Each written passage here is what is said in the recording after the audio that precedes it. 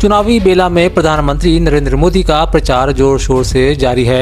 आज बालंगीर में आयोजित एक रैली को संबोधित करते हुए पीएम ने कहा, आपके इलाके में मुख्यमंत्री चुनाव लड़ने के लिए आए हैं, गाजे बाजे से उनकी विदाई कर दीजिए। अगर नवीन पटनायक आपके यहाँ चुनाव प्रचार के लिए आ जाएं, तो उनसे पूछना है कि आप जहाँ से चुनाव लड़ रहे हैं, बिना कागज लिए वहाँ के 10 गाँवों के नाम बोल दीजिए। वे 10 गाँव के नाम नहीं बता पाएंगे। वे यहाँ की जमीन से कटे हुए हैं, वे आपसे भी कटे हुए हैं। जब नवीन बाबू अगर गलती से भी यहाँ चुनाव प्रचार के लिए आ जाए और अगर आपके नसीब में उनको मिलना हो जाए, क्योंकि वो किसी को मिलते नहीं है, लेकिन अगर आपका मिलना हो जाए तो उनको पूछिए कि आप जहां से चुनाव लड़ रहे हैं। एक तरफ जब पीएम मोदी कांग्रेस पर निशाना साधने में जुटे थे, तब कांग्रेस नेत्री प्रियंका गांधी भाजपा पर हमलावर थी। विकाराबाद तेलंगाना में कांग्रेस नेता प्रियंका गांधी ने जनसभा को संबोधित करते हुए कहा, पीएम मोदी और इनके मंत्रियों की इतनी भी हिम्मत नहीं कि चुनाव के समय आपके काम के आधार पर वे वोट मांग सके। वे कहती हैं कि पिछले 10 सालों में मोदी जी ने कुछ नहीं किया, अब अगले साल और मांग रहे हैं। और मोदी जी और इनके मंत्रियों की इतनी भी हिम्मत नहीं है कि चुनाव के समय जब आपसे वोट मांगने आए तो अपने काम के आधार पर मांगे। ఈ మోడీ గారు వారి యొక్క మంత్రివర్గానికి చెందినటువంటి సహచరులు వీళ్ళెప్పుడైనా ఇప్పుడు ఈ మధ్య కాలంలో మీ దగ్గరికి ఓటు అడగడానికి వచ్చినప్పుడు మీరు వారిని ప్రశ్నించండి। 10 साल पहले कहा था सबका साथ सबका विकास, आज कह रहे विकसित भारत 2047 में। స్నేహితులారా, సబ్కా సాత్ సబ్కా వికాస్, అందరితోటి అందరి యొక్క వికాసం అనేటటువంటి నినాదంతో వారు వచ్చారు। కానీ 10 సంవత్సరాల తర్వాత మనం చూసినట్టయితే ఎవరి వికాసం జరిగింది, ఎవరి సహకారంతో జరిగిందో అర్థం చేసుకోవచ్చుగా మిమ్మల్ని కోరుతున్నాను। लोकसभा चुनाव 2024 के चौथे चरण के तहत मध्य प्रदेश की 8 संसदीय सीटों पर 13 मई को होने वाले मतदान के पहले शनिवार शाम 6 बजे चुनाव प्रचार का शोर थम गया। इस चरण में मध्य प्रदेश के 8 संसदीय क्षेत्रों देवास, उज्जैन, मंदसौर, रतलाम, धार, इंदौर, खरगोन और खंडवा में 13 तारीख को मतदान होना है। इसके पहले आज शाम 6 बजे इन सभी संसदीय क्षेत्रों पर चुनाव प्रचार समाप्त हो गया। चुनाव प्रचार अभियान समाप्ति के पहले दिन इन क्षेत्रों में भाजपा, कांग्रेस समेत सभी राजनीतिक दलों ने अपनी पूरी ताकत झोंक दी है। ऐसे में मध्य प्रदेश के सीएम डॉक्टर मोहन यादव ने लोकसभा चुनाव के चारों चरणों में कुल 139 सभाएं और 49 रोड शो कर बाजी मार ली। इस दौरान उन्होंने 29 लोकसभा सीटों की 178 विधानसभाओं में कार्यक्रम आयोजित किए, जबकि 25 सीटों पर नामांकन में भी वे मौजूद रहे। चुनाव के अंतिम चरण के लिए सभी पार्टियों ने कमर कस ली है। 13 मई को होने वाले चुनाव की प्रक्रिया के लिए सभी नेताओं ने अपनी अपनी जीत के दावे भी करना शुरू कर दिए हैं। ऐसे ही एक मौके पर इंदौर में मुख्यमंत्री मध्य प्रदेश डॉक्टर मोहन यादव ने अपने रोड शो और आम सभा के बाद कहा, जनता का उत्साह देखकर साफ है कि मालवा मोदीमय हो गया है। अंतिम चरण की 8 सीटों सहित एमपी में सभी 29 लोकसभा सीटों पर हम जीत के प्रति आशान्वित हैं। इस दौरान उन्होंने लोगों से अधिक संख्या में मतदान करने की अपील भी की। की धरती पर आज हम रोड शो करने के साथ आज चुनाव प्रचार के अभियान का अंतिम चरण पूरा की तरफ हम बढ़े हैं। और जिस प्रकार से इंदौर की जनता ने उत्साह उमंग दिखाई है, जनता का उत्साह उमंग वाकई पूरा इंदौर और मालवा मोदीमय हुआ है। मुझे इस बात की प्रसन्नता है, इंदौर ने अपने अभी तक के जीते सारे रिकॉर्ड तोड़ने का मानो संकल्प कर लिया है। मेरी अपनी ओर से यहाँ के लोकसभा के प्रत्याशी भाई शंकर ललवानी जी, यहाँ के जिला अध्यक्ष गौरव रणदीवी जी, ग्रामीण जिला अध्यक्ष पिंटू वर्मा जी, हमारे मंत्री जो माननीय कैलाश जी, माननीय तुलसीराम सिलावट जी और सारे के सारे विधायकों के साथ निश्चित रूप से भारतीय जनता पार्टी ने कमर कसी है। हम ऐतिहासिक जीत के साथ ये 8 लोकसभा जीतेंगे। खास करके मोदी जी के लिए जो हमने कहा था कि इस बार 29 जीरो से हम भाजपा को जिताएंगे, मैं निश्चित रूप से कह सकता हूँ कि 21 सीटें पुरानी और अभी 8 सीट मिला करके 29 की 29 सीटें हम ऐतिहासिक बहुमत के साथ जीतने की तरफ बढ़ रहे हैं। मेरी अपनी ओर से आप सबसे भी निवेदन है कि प्रत्येक मतदाता भाई बहन अपने मताधिकार का जरूर उपयोग करें। वो अपने मताधिकार का उपयोग करते इस लोकतंत्र को गौरवान्वित करेंगे। एक बार फिर मैं आपका आभार मानता हूँ। बहुत बहुत धन्यवाद। उत्तर मध्य प्रदेश के पूर्व मुख्यमंत्री और भाजपा के स्टार प्रचारक शिवराज सिंह चौहान ने भी रतलाम में चुनावी रोड शो किया। इस दौरान वे रतलाम के प्रसिद्ध कालिका माता मंदिर में दर्शन करने भी पहुंचे।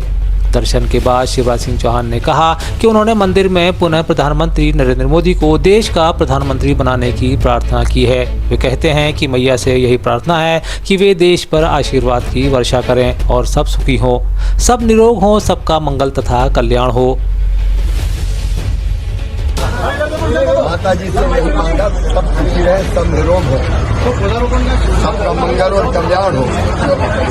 और माँ से ये प्रार्थना भी की, इस देश के लिए जरूरी है नरेंद्र मोदी जी फिर भारत के प्रधानमंत्री बने, उन पर और हमारे देश की जनता पर आशीर्वाद की वर्षा करें। और मेरे लिए मांगा कि माँ मुझे धन विद्या बुद्धि पद कुछ नहीं चाहिए, मुझे स्वर्ग भी नहीं चाहिए, मुझे मुक्ति भी नहीं चाहिए, मुझे तो मरने के बाद अपनी इसी जनता के बीच में पैदा करना ताकि बारंबार इसकी सेवा करना। चुनाव प्रचार का शोर थमने के बाद अब अपील के माध्यम से अपने प्रत्याशियों को जिताने के लिए पुरजोर अपील की जा रही है। ऐसे ही एक वीडियो के माध्यम से प्रदेश कांग्रेस अध्यक्ष जीतू पटवारी ने झाबुआ रतलाम लोकसभा क्षेत्र की जनता से कांग्रेस प्रत्याशी कांतिलाल भूरिया के पक्ष में मतदान करने की अपील की है।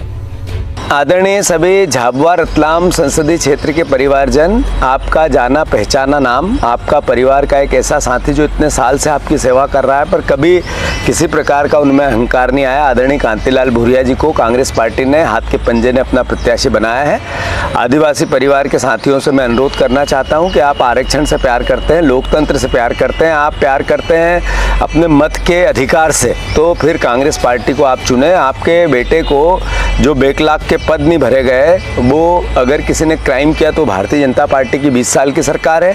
जो आरक्षण पर खतरा मंडरा रहा है, बाबा साहब अम्बेडकर की भावना पर खतरा मंडरा रहा है, उसका अगर कोई एकमात्र दोषी है तो भारतीय जनता पार्टी है। मैं आप सबसे अनुरोध करता हूं कि आपकी बेटी को, आपकी बहू को, आपकी बहन को, आपकी पत्नी को 8,500 रुपये की पहली प्राथमिकता के साथ 1 साल में 1 लाख रुपया कांग्रेस पार्टी इंडिया गठबंधन की सरकार देगी। आपका बेटा जो पढ़ा लिखा है, उसको नौकरी नहीं है, तो उसको भी 1 लाख 1 साल में 8,500 के हिसाब से पर मंथ कांग्रेस पार्टी युवा न्याय के अंतर्गत देगी। जबकि प्रदेश कांग्रेस के नेता प्रतिपक्ष उमंग सिंघार भी एक मौके पर धार-महू लोकसभा क्षेत्र के सभी मतदाताओं से अपील करते हुए धार-महू लोकसभा क्षेत्र की पलायन और बेरोजगारी जैसी कई समस्याओं के विषय में चर्चा करते हैं। साथ ही वे कहते हैं कि समस्या को देखते हुए आपके बीच के ही एक शिक्षित आदिवासी युवक को आपकी सेवा के लिए प्रत्याशी बनाया है। वे कहते हैं कि मैं आपको विश्वास दिलाता हूं कि राधेश्याम मुवेल आपके सुख दुख में सदैव आपके साथ खड़े रहेंगे। महू लोकसभा के प्रत्याशी राधेश्याम मुवेल जी, जिनका हाथ का पंजा निशान है, चुनाव चिन्ह 2 नंबर पर निशान है। मैं आपसे धार महू लोकसभा के सभी मतदाताओं से अपील करता हूं कि एक युवा ओजस्वी, एक पढ़ा लिखा नौजवान, एक नया चेहरा है जिसको आप मदद करें, सहयोग करें अपने मत के माध्यम से। यही मैं आपसे कहना चाहता हूँ कि निश्चित तौर से धार महू लोकसभा में एक विकास का नया अध्याय राधेश्याम मुवेल लिखेंगे। राधेश्याम मुवेल जी को अधिक से अधिक मतों से जिताए। 2 नंबर पे हाथ के पंजे का चुनाव चिन्ह का निशान है। आप कृपया क्रिप्टो एक्सचेंज तैयार कर देश में करोड़ों की ठगी करने वाले आरोपियों को साइबर क्राइम पुलिस भोपाल ने गिरफ्तार कर लिया है। पुलिस के अनुसार आरोपियों के तार दुबई से जुड़े होना बताया जा रहा है। साथ ही दावा किया जा रहा है कि बिटकॉइन की तर्ज पर भारी लाभ का लालच देकर भारी ठगी के कारोबार को अंजाम दिया जा रहा था। पुलिस के अनुसार आरोपियों ने इस दौरान 10,000 लोगों की आईडी भी बनाई थी। इस दौरान आरोपियों ने देश भर में करीब 5 करोड़ की धोखाधड़ी को अंजाम दिया था। मतदान 100% हो, इसके लिए शासन ने पूरी ताकत झोंक दी है। इस दौरान कई जन जागरूकता कार्यक्रमों का आयोजन भी किया जाता रहा है। साथ ही अलग अलग सेलिब्रिटीज से मतदान के लिए प्रेरित करने वाले संदेश भी प्रचारित किए जाते रहे हैं। अब आगामी 13 मई को डाले जाने वाले मतदान के लिए एक बार फिर युवा मतदाता सुश्री नूतन प्रमोद वाघ ने युवाओं को संदेश दिया है। वे कहती हैं, मैं अपना पहला वोट देने के लिए उत्साहित हूं। आप सभी से अपील है कि अपने मतदान केंद्र पर जाकर वोट अवश्य डालें। नमस्ते, मेरा नाम नूतन प्रमोद वाघ है।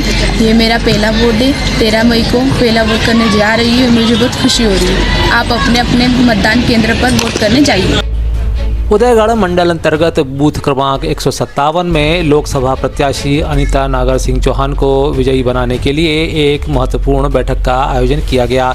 इस दौरान विधानसभा प्रभारी विशाल रावत, जिला महामंत्री मांगीलाल चौहान, वरिष्ठ नेता कमरू अजनार, कन्हैया नलवाया, नरसिंह चौहान, भाजपा युवा नेता राहुल राज सिंह गहलोत, धामंदा सरपंच देवेश रावत, बूथ अध्यक्ष सुरेश खपेड़, जग्गू भूरिया, भारत डावर, रोड सिंह श्यामला भाई आदि वरिष्ठ कार्यकर्ता गण मौके पर मौजूद रहे। राणा राजन सिंह राजपूत छत्री सूर्यवंशी गहलोत ने देश एवं प्रदेश के समस्त छत्री राजपूत भाइयों एवं छत्राणी बहनों से देश के लोकसभा निर्वाचन में बढ़ चढ़कर भाग लेकर भारतीय जनता पार्टी के पक्ष में कमल के फूल का बटन दबाकर मतदान करने की पुरजोर अपील की है। वे कहते हैं कि देश के एवं प्रदेश के छत्री राजपूत भाइयों एवं छत्राणी बहनें जिन्होंने भारत देश को अखंड एवं देशवासियों की रक्षा तथा सहयोग करने के साथ ही स्वाभिमान को बनाए रखने में अपने प्राणों की आहुति देकर जैसे शाखा एवं छत्राणी द्वारा जौहर करते हुए देश को अक्षुण्ण रखने के लिए जो योगदान दिया है एवं भरपूर जवानी से पहले ही अपने प्राणों की आहुतियां दी हैं, उसे भारत देश की करोड़ों करोड़ जनता गौरव महसूस करती है। साथ ही वे दावा करते हैं कि राजपूत नहीं होता तो भारत देश की संस्कृति ही नहीं होती। महाराणा बप्पा रावल गोहिल गहलोत ने जिस प्रकार हिंदुआ सूरज का केसरिया ध्वज फहराते हुए हिंदुत्व एवं हिंदू संस्कृति की धरोहर को बनाए रखने के लिए अगर जबरदस्त संघर्ष नहीं किया होता तो आज यह हमारा भारत अरबी आक्रांताओं की धरोहर होता। गहलोत के अनुसार महाराजा बप्पा रावल के बाद जिस प्रकार से राणा महाराणा छत्री राजपूतों ने 1500 वर्षों तक सत्य सनातन धर्म की रक्षा करते हुए अपने प्राणों की आहुतियां दी थी, जिस पर भारत देश की भूमि एवं जनमानव गौरव का अनुभव करता है। जिस प्रकार से छत्री भाइयों ने अपना योगदान देकर भारत की संस्कृति की एवं सत्य सनातन की रक्षा की, वही हमारे देश की छत्री रानियां भी अपने फर्ज निभाने में पीछे नहीं रहीं।